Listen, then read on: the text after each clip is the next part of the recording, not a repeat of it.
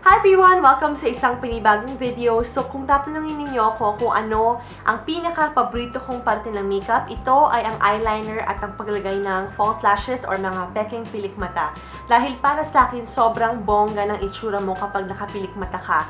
Dahil ako kasi wala akong natural na mahaba at makapal na lashes. Kaya minsan gusto kong magdaya at gumamit ng false lashes para super bongga. Kahit wala kang eyeshadow girl, basta meron kang kilay, meron kang eyeliner, meron kang pilik mata, at meron kang bold lip color, bongga na ang itsura mo. So, sa araw na ito, tuturuan ko kayo kung paano magkabit ng false lashes. Madaming iba't ibang klase ng eyeliner ang pwede nyong gamitin para i-line ang inyong mga mata, pero depende ito kung saan kayo mas komportable. Para sa mga starters, pwede kayong gumamit ng eyeliner pencil. Ito ay galing sa Ever Bilena. 85 pesos lamang siya at ang kulay niya ay black dahil pinakamagandang kulay para sa eyeliner na merong pilik mata ang black. Ang pinaka-favorite ko na eyeliner ay ang mga gel na eyeliner. Nasa pot sila at gagamit ka ng brush together with it to line your eyes dahil isa sila sa mga pinakamatagal naglalast sa mata at hindi siya nagsusmudge or whatsoever. So, sobrang all day, all night siyang nakastay dyan. So, pwede rin kayo mag-try ng liquid liner. Kaso lang, ang liquid liner kapag nagkamali ka, medyo mahirap siyang i-erase. At sobrang nipis ng brush nga, medyo pen type yon. Pero if beginner ka talaga, try mo muna ang eyeliner pencil dahil ito ang pinakamadaling i-control at mabilis lang siya i-erase. Gumawa muna kayo ng dotted lines sa inyong mga mata bilang mga guide kung paano nyo malilinyahan ang inyong mga mata. Idikit ang mga linyang ito sa lash line upang magmukhang natural ang inyong eyeliner. Unti-unti ninyong i-connect ang mga linya upang magkaroon ng isang buong linya.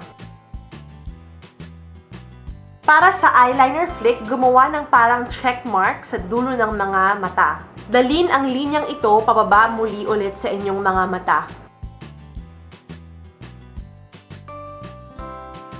Kailangan nyo ring linyahan ang upper rim ng inyong mga mata at iyon ang bahagi na nasa baba ng inyong natural na pilik mata upang magkaroon ng continuity ang itsura ng eyelashes ninyo. Para magtagal ang inyong eyeliner pencil, gumamit ng black na eyeshadow powder at ilagay ito sa taas ng eyeliner pencil.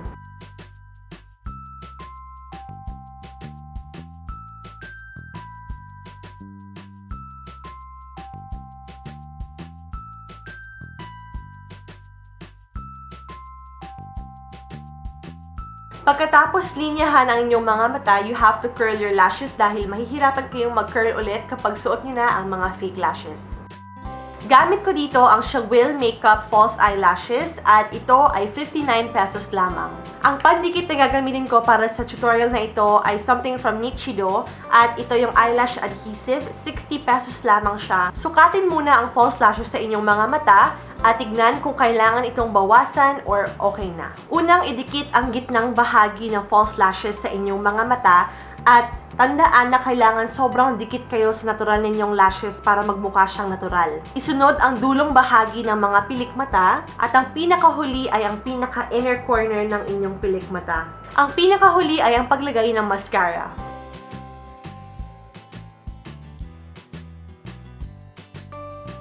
At yan ang katapusan ng ating makeup tutorial para sa araw na ito. I hope you guys enjoyed watching. I'll see you in the next video. Bye!